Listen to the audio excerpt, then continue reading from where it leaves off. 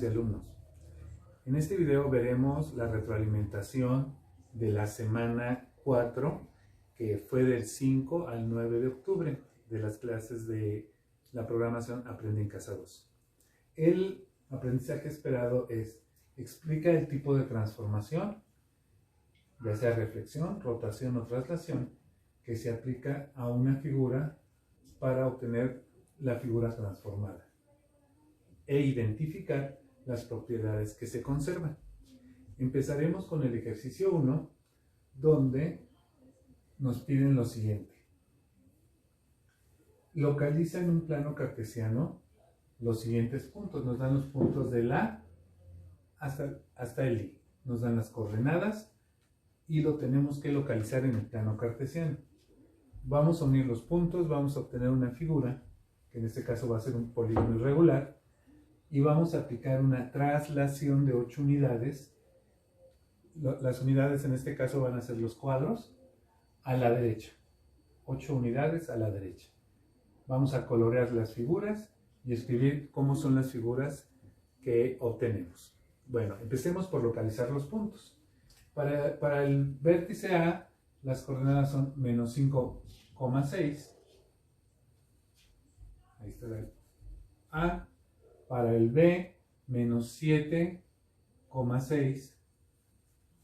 Es importante recordar que el primer valor lo referimos al eje horizontal, que es el eje X, o de las abscisas, y el de las ordenadas, que vamos a representar con la letra Y. ¿Ok? Seguimos con el punto B, que es menos 7,6. Aquí está. El punto C, que es menos 6,5. El punto D, que es menos 7,4. El punto E, que es menos 7,2. El punto F, perdón, que es menos 6,3. El punto G, que es menos 5,2. El punto H, que es menos 3,2. Y por último el I, que es 5,4. Vamos a unirlos para obtener la figura. Unimos los puntos y tenemos nuestro polígono irregular. Vamos a hacer la transformación, que en este caso es la traslación hacia la derecha. No, tendríamos que hacer trazos auxiliares, pero en este caso no es necesario porque nos vamos a guiar por la cuadrícula que tiene nuestro plano cartesiano. Voy a empezar con el punto A. Son 2, 4, 6, 8. Voy a localizar el punto A'. 8 lugares, 8 unidades. El punto B', 4, 6, 8. El punto C', D',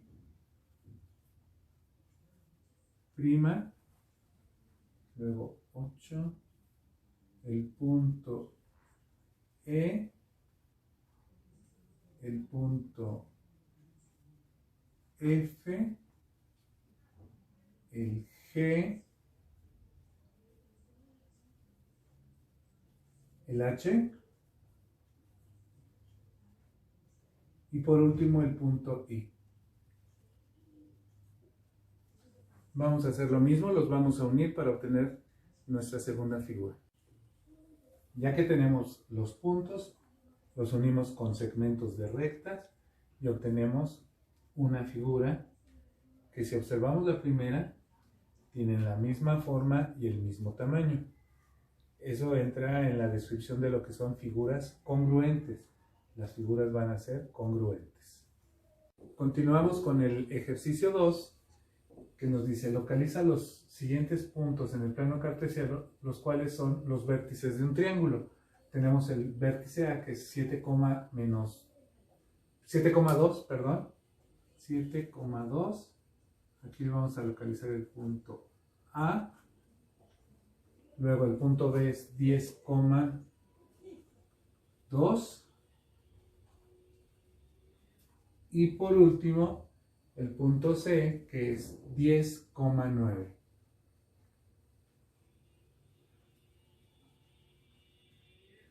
Unimos los puntos para obtener el triángulo. Tenemos el triángulo ABC. Nos dice que tenemos que rotar 90 grados en sentido contrario al movimiento que hacen las manecillas de un reloj, considerando como punto de giro el vértice A. Entonces lo que vamos a hacer, no tengo un triángulo, pero lo voy a explicar con este rectángulo, si yo tomo este punto de giro en el vértice A, va a girar de esta manera. Si estuviera así, 90 grados me quedaría así. Es lo mismo que voy a hacer con el triángulo. Entonces, vamos a localizar los puntos. Si voy a rotar 90 grados, entonces aquí estaría el punto B'. Este corresponde a C. Si lo rotamos 50 grados, aquí voy a localizar el punto C'. Al unirlos, voy a obtener el triángulo. Ya que unimos los puntos de la segunda figura, nos quedaría B', C', A, que quedaría en el mismo también el punto A'. El giro, en este caso, fue el punto A. Puede ser un punto ajeno a la figura. En ese caso tendríamos que trazar líneas a partir de cada vértice a ese punto de giro. Ahora, al girarlo, vamos a obtener la misma figura. Por lo tanto, obtenemos figuras congruentes. Vamos con el ejercicio 3, que ahora nos dice, considerando la siguiente figura, que es un triángulo ABC, y el eje de simetría o de reflexión, L, aplica la simetría axial para obtener una figura congruente. En este caso, si nos referimos a simetría, vamos a tener dos tipos de simetría. La simetría axial, que tomamos como referencia una línea recta, eje de reflexión o de simetría, y tenemos otro tipo que se llama simetría central, donde la referencia es un punto o centro de giro. Aquí lo único que tenemos que hacer es trazar líneas perpendiculares al eje de reflexión. En este caso no lo voy a hacer porque nos vamos a auxiliar de la cuadrícula que tenemos, que es perpendicular a ese eje de reflexión L. Entonces, vamos a obtener puntos equidistantes. ¿Qué quiere decir equidistantes? Que se van a encontrar a la misma distancia, solo que del otro lado. Entonces, por cercanía, voy a empezar con el punto B. Aquí en este punto, que es un cuadro, voy a localizar B'. Ahora voy a la parte de arriba con el punto A, que se encuentra a 4 unidades, 4 cuadritos del eje de reflexión. Del otro lado, a 4 cuadritos, voy a localizar A'. Hago lo mismo con C, está a 4 cuadritos, aquí voy a localizar C'. Cuando usamos las mismas letras, decimos que obtenemos puntos equidistantes porque se encuentran a la misma distancia del eje de simetría y homólogos porque estoy utilizando las mismas letras para identificarlos. Tuvimos los puntos A', B', C', los unimos y obtenemos un triángulo. ¿Cómo van a ser los triángulos que obtenemos? Tienen la misma forma y el mismo tamaño. Son triángulos congruentes. Aquí cabe señalar que, a diferencia de la traslación, donde la figura avanza o se recorre con la misma dirección, aquí en la simetría axial podemos decir que hay un efecto espejo, donde se invierte la figura. Ejercicio 4. Aplicando el concepto de simetría central, obtener una figura congruente con la general, considerando el punto E como centro de simetría. Bueno, en este caso tenemos un cuadrilátero, que es un trapecio, con los vértices A, B, C, D. Nuestro centro de giro es el punto E.